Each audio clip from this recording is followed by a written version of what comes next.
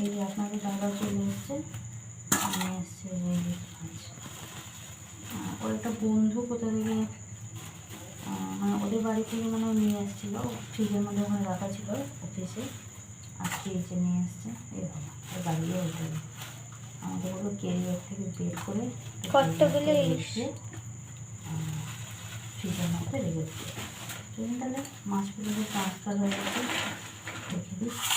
ওটা আছে 1 2 3 4 5 6 7টা আছে।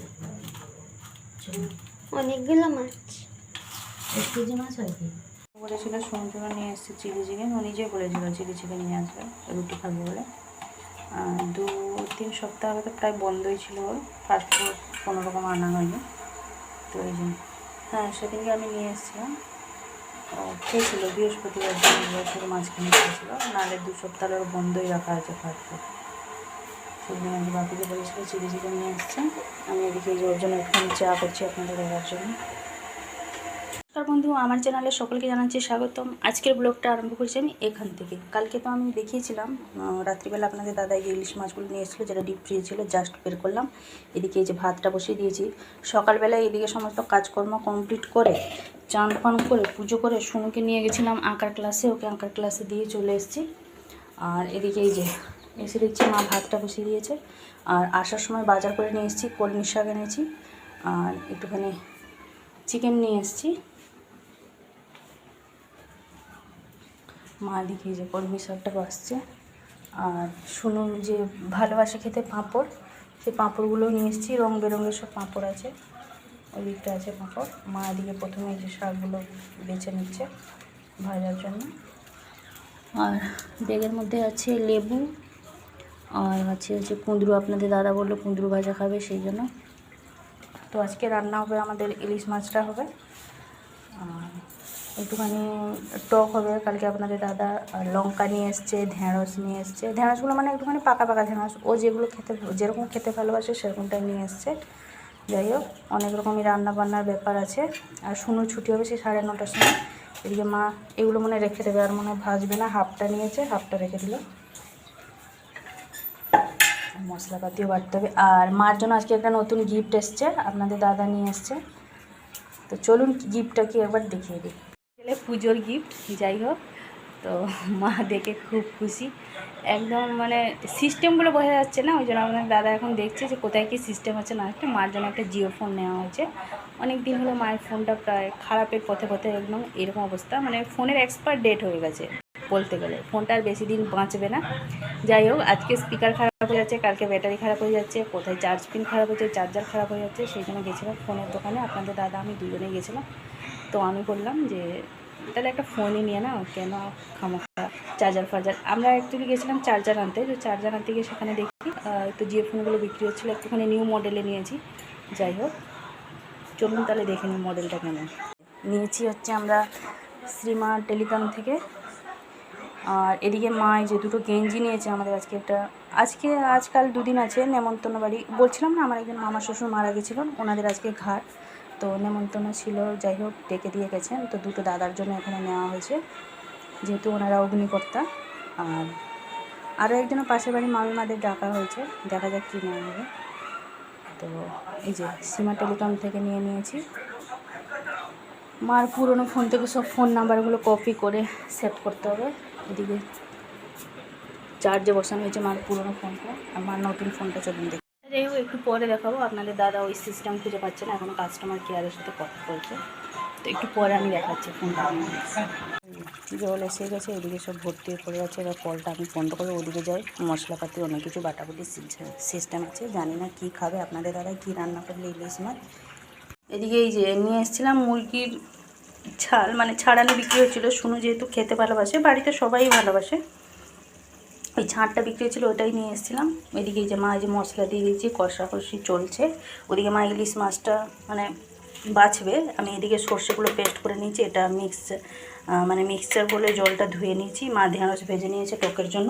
ওদিকে চলুন ইলিশ মাছটা এবার ছাড়িয়ে নেব। এখানে কি অবস্থা, ঘর সব এলোমেলো হয়ে পড়ে গেছে। মা কোথায় তুমি? এই তো আমি ওই দিকটায় গিয়ে খুঁজছি। এই যে 7টা মাছ হয়েছিল টোটাল, আজকে 4টে নেওয়া হয়েছে। 4টের মধ্যে একটা টকের জন্য আর 3টে হচ্ছে ভাপা। মানে একটুখানি ভাপা খেতে আমি ভালোবাসি, ওই জন্য মা বললো ঠিক আছে 3টে করে দিচ্ছি, তুই মন শান্তি করে খা। আর 3টে রেখে দেওয়া হয়েছে মাছ। ওই মাছটার একটুখানি গালিটা উঠে গেছে, ওই জন্য ওটাই টককে রান্না দেওয়া, মানে ওটাই টক রান্না হবে আর এগুলো সব ভাপা হবে।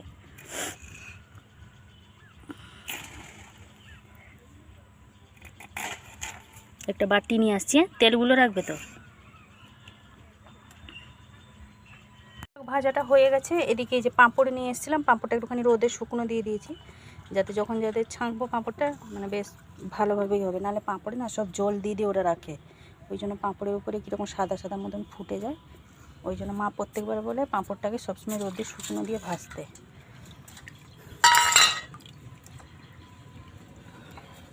এইটা টকটা এদিকে আমি রান্না করছি, আর ওইদিকে এই যে ছাঁকটা হচ্ছে, ওটা লো ফ্লেমে বসিয়ে দিয়েছি।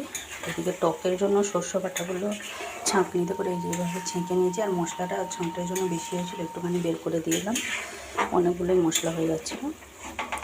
টকটা এভাবেই পাতলা পাতলা রাখবো, কারণ টক তো এমনিতেই পাতলা হয়। এর দ্বিতীয়ত টকের এই মানে এই যে এটা জুসটা সবাই খেতেই বেশ ভালোবাসে। আমি তো খালি মুখে বসে বসে খাই, কী করবা। টকের এই এটা টকটা হয়ে গেছে, এবার নামিয়ে নিই। আর এদিকে এটা হচ্ছে কলমি শাক ভাজা, কুমড়ো ভাজা হয়ে গেছে। এটা ভাপার জন্য মাছটা, কতখানি বাসনও বেরিয়ে গেছে সব বাইরে, মাজামুজি করতে হবে সব। রান্নাঘরের অবস্থা দেখুন। আর এইটা হচ্ছে এই যে ইলিশ মাছের তেল আমি ভেজে নিয়েছি, এটাকে তো মিস করা যাবে না, ভাতের সাথে খুব সুন্দর লাগে। চলুন তাহলে টকটা হয়ে গেছে, বা টকটা নামিয়ে নিই। রান্নাবান্না সমস্ত কিছু কমপ্লিট হয়ে গেছে। আমরাও দুটো দুটো মুড়ি খেয়েছি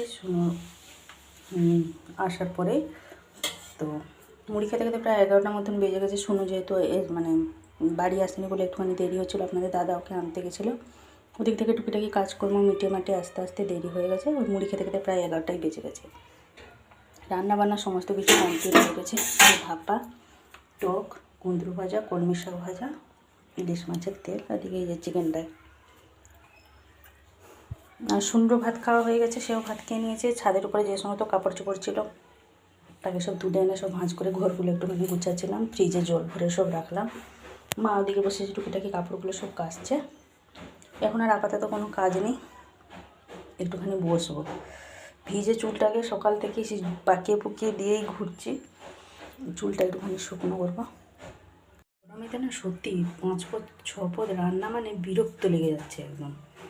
আর এতটা লাগছে, ঠিক মনে হচ্ছে যেন জ্যৈষ্ঠ মাস মতন। আর ভাদ্র মাসটা তো এমনি তো গরমটাই থাকে, অসহ্য গরম দিচ্ছে এবারে সত্যি। আর তার মধ্যে একটু একটু সে বৃষ্টি হয়ে যাচ্ছে, 2-4 ঘন্টা করে ফেলে দিচ্ছে, আরও যেন বেশি গরমটা বেড়ে গেছে। মানে তাপমাত্রাটা ঠিক মতন ব্যালেন্সটা হচ্ছে না। 55, এই আমি এসে বসে পড়েছি পাখার নিচে। সে সকাল থেকে যেন হাত পা আর যেন সে থির নেই, একটা কাজ শেষ করতে না করতে আরেকটা ঠিক জুটে চলে এসছে। আবার এদিকে এই যে কাপড়গুলো মা রেখেছে, আমি যে একটু বসি আর ভালো লাগছে না আমাকে। কাপড়গুলো সেই জন্য আর থির নেই, যে সকাল থেকে চলেই যাচ্ছে, বিরক্ত লেগে গেছে, রোবট হয়ে গেছে রোবট। ভালো লাগছে না। মাকে বললাম তুমি কাপড়গুলো রাখো, আমি 10 মিনিট বসি, তারপরে নিয়ে ছাদে দিয়ে আসবো। 14বার ছাদে ওঠা নামা করতে বিরক্ত গেছে। 3:05, দুপুরের খাওয়া দাওয়া সমস্ত কিছু কমপ্লিট, বাসন ফাসনও মাঝামাঝি হয়ে গেছে। মা ওই যে বাইরেটা বসে হাত মাখা দিয়ে হাওয়া করছে। ঘরে সত্যি আমাদের ঘরে একদমই থাকা যায়নি, প্রচণ্ড গরম। আর বাইরেটা কী সুন্দর আজকে হাওয়া দিচ্ছে, ও মা আবার হাত পাখা নিয়ে বসে আছে, তখন হাওয়া দিচ্ছিল না। আর শুধু এখানে এই যে সিনচেন দেখছে, বিছানা উপরে বসে খাচ্ছিস তো মারবে মামা। এই যে পাঁপড় যে এনেছিলাম, গিয়ে সব রান্না করে বসেছিল, সব বেছে দিয়েছে। ফুল আলাদা, হরিণ আলাদা, পাঁপড় আলাদা, লাল আলাদা, হলুদ আলাদা, এইসব করছিল। কেমন লাগছে? আচ্ছা খেয়ে না। আমি ওদিকে সব রান্নাঘরে একটুখানি গুছাগুছি করছিলাম, তরকারিগুলো সব ফ্রিজে রেখে দিয়েছি। আপনাদের দাদা ওই যে ঘরের ভিতরে বসে ফোন দেখছি,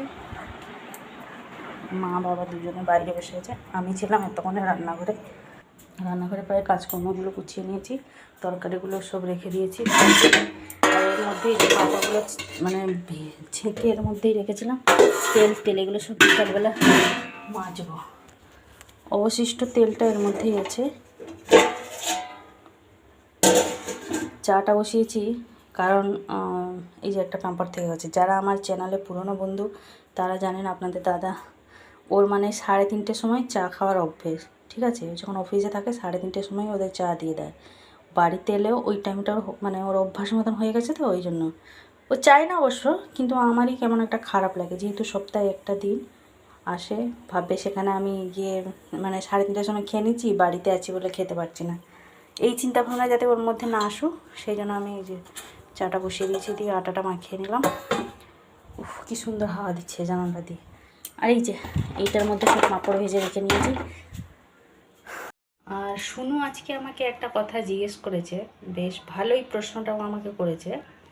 যাই হোক, ওর প্রশ্নর মধ্যে বাস্তবিকতা আছে আর বলতে গেলে মানে লজিকও আছে। যাই হোক, প্রশ্নটা হচ্ছে এটাই, যখন আমি পাঁপড়টা ভাজছিলাম তখন সে এখানে এসে বসেছিল, তো বসে সব পাঁপড়গুলোকে সব আলাদা করছিল। মানে যে ডিজাইনগুলো আছে ধরো 4-5 রকম ডিজাইন মতন ছিল, তো এবার সব ডিজাইনগুলো সব আলাদা আলাদা করছিল। আমাকে বলছো এটা আলাদা ছেঁকে দাও, ওটা আলাদা ছেঁকে, লাল আলাদা হলুদ আলাদা বলছিল না। যাই হোক, যখন আমি এখানে পাঁপড়টা ছাঁকছিলাম তখন এমনিতেই তো গরম জানেন কীভাবে, এবার আমাদের মানে রান্নাঘরটা বিশেষ করে মানে কিচেনটা আমার ভেন্টিলেশন বা আমার অ্যাডজাস্ট ফ্যান বসানো হয়নি, যেহেতু মানে তখন হয়ে গেছিলো সেই জন্য প্রচণ্ড পরিমাণে এই যে তেল ছিটে দাগগুলো হয়ে যায়, আমার প্রত্যেক দিন আমাকে সব পরিষ্কার পরিচ্ছন্ন রাখতে হয়। তো যাই হোক, ওই জন্য প্রচণ্ড পরিমাণে গরমটাও বেশি হয়। সেইখানটা দাঁড়িয়ে দেখছে যখন পাঁপড়টা ভাজছি তখন মানে একদম পুরো ঘেমে গেছিলাম, ঘেমে একদম চান হয়ে গেছিলাম। তখন সে আমাকে প্রশ্ন করছে, মা তুমি যে এখানে তুমি কী করে রান্না করে থাকো, তোমাকে গরম লাগে না? আমাকে বলছে তুমি কী করে থাকো এখানে, তোমাকে গরম লাগে না? আজ পর্যন্ত এই কথাটা মানে কেউই বলেনি আমাকে। যাই হোক, মানে সত্যি নিজেদের সন্তানরা দেখবেন যখন বড় হয়ে যায় না, তখন মায়েদের বোঝে।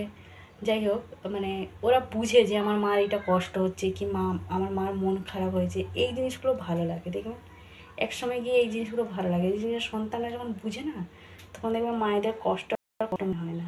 ওই জন্য আমি ভাবলাম যে মানে ও যাই হোক ভেবে চিন্তে আমাকে জিজ্ঞেস করছে যে তোমার কষ্ট হয় না, তুমি কি করে থাকো। খুব ভালো লাগলো শুনে আজকে।